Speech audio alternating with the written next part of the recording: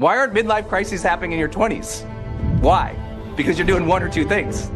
It's that now you've gotten so many things piled up that you're doing that you feel discouragement on many of them. And that's where that quitting impulse can come from for many people. They're discouraged across too many things versus having mastery and momentum in one. People are always in that conversation in their head. They might not call it quitting, but maybe you're somebody who goes, you love discipline. You love motivation. You love the topic of purpose. You love the topic of legacy. You love the topic of wealth. All of those require commitment.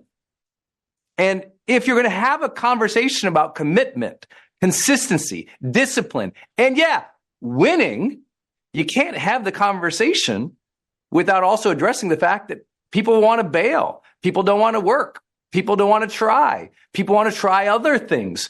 There's always competing interests in people's minds. Do I go to the gym or do I hang out with the kids? That's not bad. That's called competing interests in psychology and high performance research. And when you understand someone's competing interests, you understand they're not quitting often because they're a terrible person. There was another interest there that captivated them or they valued higher.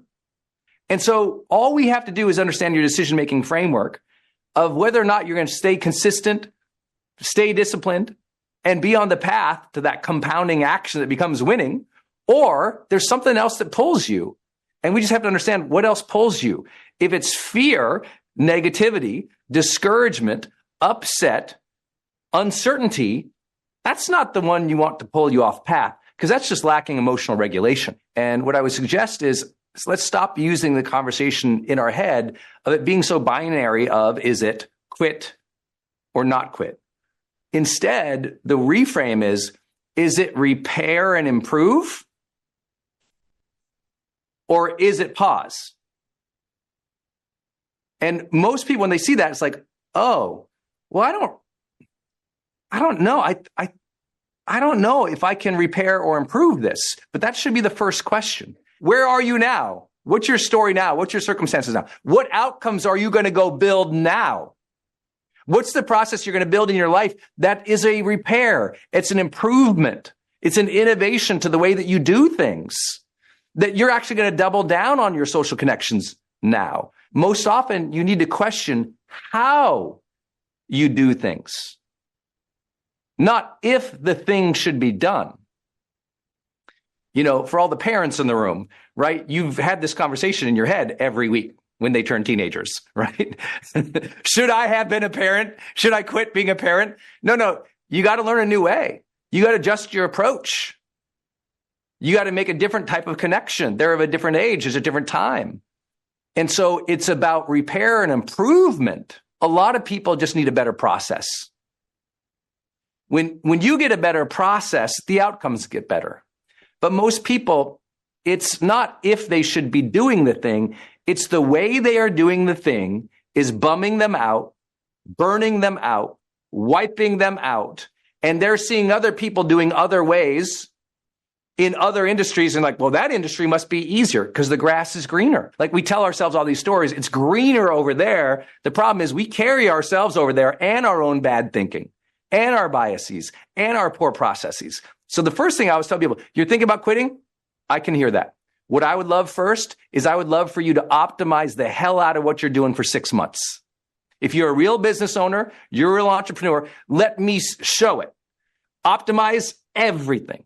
Repair and improve every process. Relook at the whole thing again. Because the reason you probably got into it was a certain level of freedom or joy or passion. And I want you not to lose those just because your process sucks. So this is a recalibration. It's a rebuilding under the same purpose versus, well, the purpose just sucks. I'm like, no, the way you're doing it sucks. Just like going to the gym.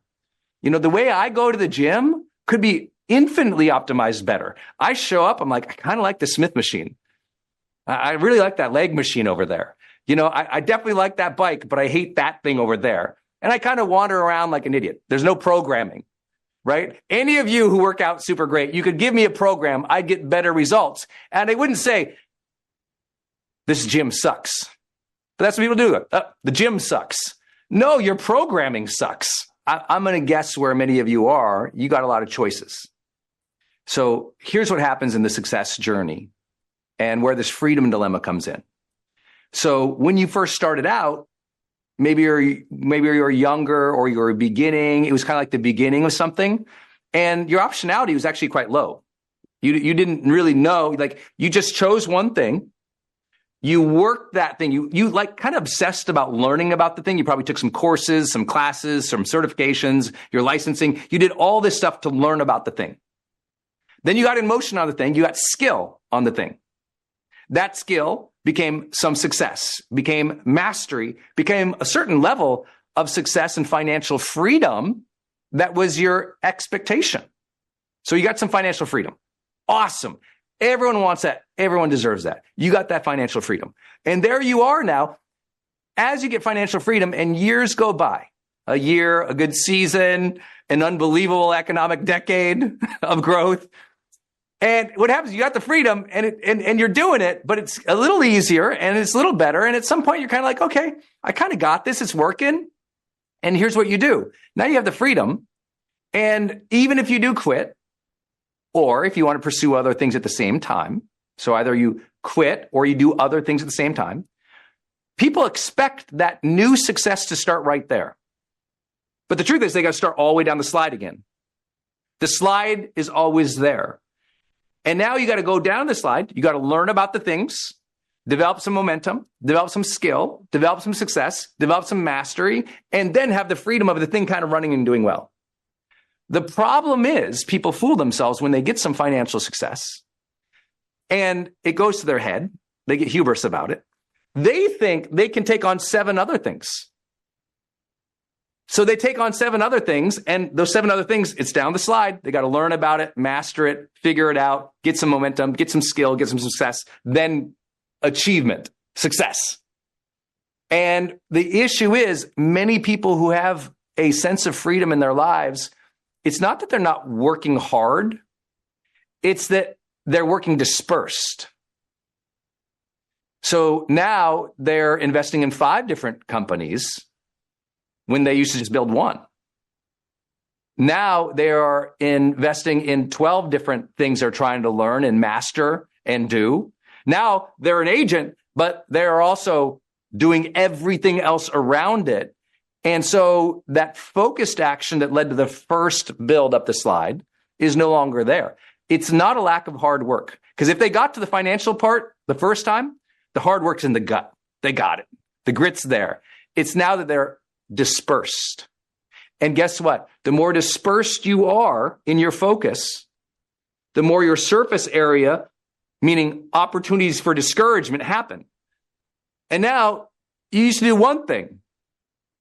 But now you got 5 things and 3 of them aren't going well. And it just sits on you, man. It's like, dude, 3 things not going well. You know what I want to do when 3 things don't go well? Quit everything. I'm gone. Most midlife crises happen only because you gather up disbursement at midlife. Why aren't midlife crises happening in your 20s? Why? Because you're doing 1 or 2 things. It's that now you've gotten so many things piled up that you're doing that you feel discouragement on many of them. And now you're like, F it, tear it down, burn it down. And that's where that quitting impulse can come from for many people. They're discouraged across too many things versus having mastery and momentum in one. And why this is important is because if you hop to another industry, you're going to go to that industry and you're going to pull in usually the same preference of the investment of time, energy, resource, money, and sanity. So people always think a new opportunity changes them. And yet it's like, but you brought the same equation in. What changes things is when you change the equation, not necessarily the industry or the thing.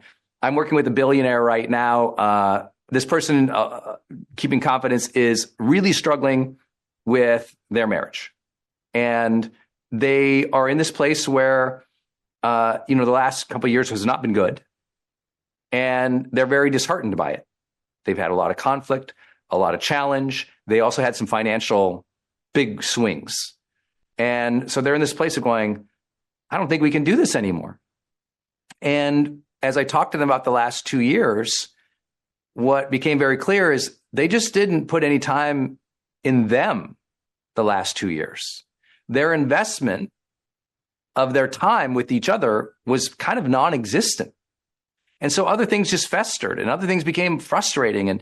And I said, they asked, funny statement, it's like, bottom line, what do we need to do? And I said, well, I'm not a therapist, but if I were you, I would double down on your marriage for the next 2 months and then extend it another 4 months and then extend it for a year. Like, why would you quit something that's gone this great for this long and you actually do genuinely care for each other, but you've never said, hey, let's double down on a relationship for 6 months and see how we feel. Instead, what people do is they get protective and they fight more and they silo more. They speak less, they invest less time on each other because they're mad. They don't want to engage in uncomfortable emotions. And so when we don't like the emotions we're feeling, we usually bail. But that's usually the indicator. Uncomfortable emotions don't mean bail. Usually it means address the thing. Address the thing, the emotions gets better. And when you learn to address the thing, now you have higher agency. Often it's victimization to run. Right? It's that feeling that we are out of control. That's why we quit. I don't have any control anymore, so I quit. I don't have any control over my spouse anymore, so I quit this relationship. Versus the emotion that feels uncertain, upset, disengaged, unsure. It's like, well, that's saying, hey, actually give the thing some attention. So I advise all people, you could probably buy in the idea before you leave something, you want to know you doubled down on it for a while. Because you don't want regret. And regret is, I bailed too soon without ever going full out. Intellectual, optimization, effort towards a singular thing to improve that thing. That's what I said. It's repair or improve the thing before bailing on the thing. Hey, my friend, sun is going down behind me, and I just want to thank you for watching my YouTube channel. So many of my subscribers are always asking me, Brendan, how do I go to another level of my life and stay consistent in my personal development and really get progress? We all want to be more motivated, more productive, more confident. We want to be better leaders. We want to be better at our craft. But how do you do that on a consistent basis? Well, that's why I built Growth Day. It's an app that you can use that builds your personal growth streak. That every day you come in and you do a series of actions and you listen to some inspirational training and life strategies that advances your life. It's very hard to stay consistent in your life. I know sometimes you watch a YouTube video, you read a book here, you listen to a podcast there, but you're not developing your habits, you're not scoring yourself, you're not finding real progress and insight that kind of wows you and opens up to, I say, the awe and the real agency that you have in life. So please go to Growth Day in the App Store. Just go to the App Store, go to Growth Day or go to growthday.com and get Growth Day. I promise you, with your 7-day free trial, you'll go through Growth Day and in 7 days, you're gonna be like totally like feeling fired up, but also you'll find a new momentum because every day as you do your growth streak, you start to really discover what you're made of. And we access different parts of your brain. You're listening to something inspirational. You're doing a checklist or doing a journal prompt that blows your mind. You're scoring your habits and reflecting on your day in ways you've never done before. We're basically taking all of personal development and putting it into a streak that you'll get like totally addicted to. You'll be addicted to that progress, that growth, that joy and energy that you deserve to feel every day. Go to growthday.com or go to the App Store and just download the Growth Day app. Start your 7-day free trial and let's level you up. Every day is a great day to grow, but you have to stay consistent to get real progress and to really change your life. Go to growthday.com or go to the App Store and get the Growth Day app right now.